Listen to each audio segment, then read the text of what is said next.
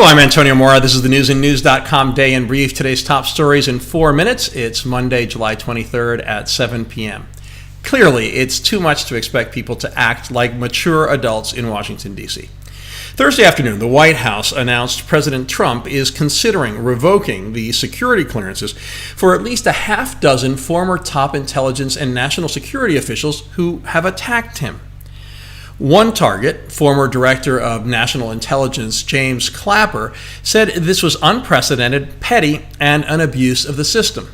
Another, former NSA head Michael Hayden, tweeted dozens of emojis crying with laughter. It's hard to feel much sympathy for another target, former CIA Director John Brennan, who has bitterly brutalized Trump, even calling him a traitor. But there are consequences to lifting security clearances of former top officials. Current intelligence officials might not be able to call on their predecessors for their institutional knowledge and expertise.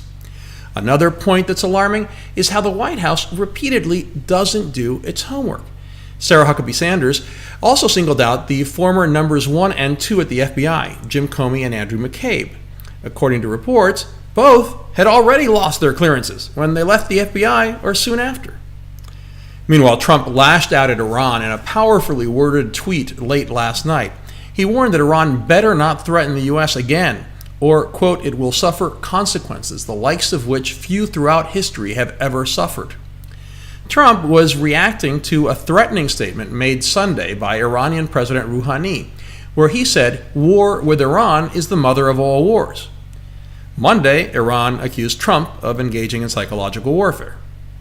Meanwhile, Secretary of State Pompeo said the Iranian mullahs more resemble a corrupt mafia than a government, and that the supreme leader has a $95 billion off-the-books slush fund used to export the Islamic Revolution and to make what Pompeo called the hypocritical holy men some of the wealthiest people on earth.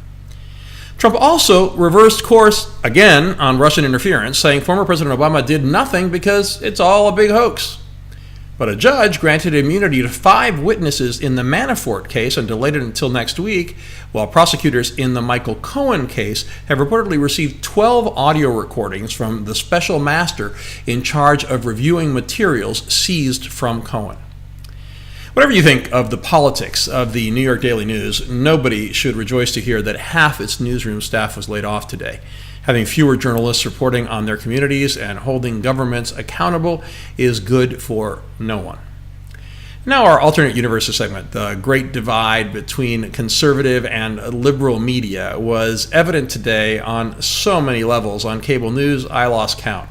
In the past few hours, CNN and MSNBC barely talked about anything other than the security clearances, and the hyperbole didn't take long to escalate. I heard pundits call Trump tyrannical and dictatorial while being compared to Vladimir Putin and Venezuela's Nicolás Maduro. It's a whole different world over on Fox, where they reported it, but they spent a fraction of the time on it that the others did. Finally, we have posted a wonderful story about brotherly love, how 2 brothers compete in Ironman triathlons around the country, with one brother pushing and pulling his wheelchair-bound brother who has severe cerebral palsy. It's a great story. And you can find that story, many more stories, updated around the clock, 7 days a week on newsandnews.com, where you will find all you need to know in one place. Please subscribe to our YouTube channel by clicking on the right of your screen just below this video. Please follow us on Facebook at Real News and News, and follow me on Twitter at AMoraTV. I'll see you again tomorrow.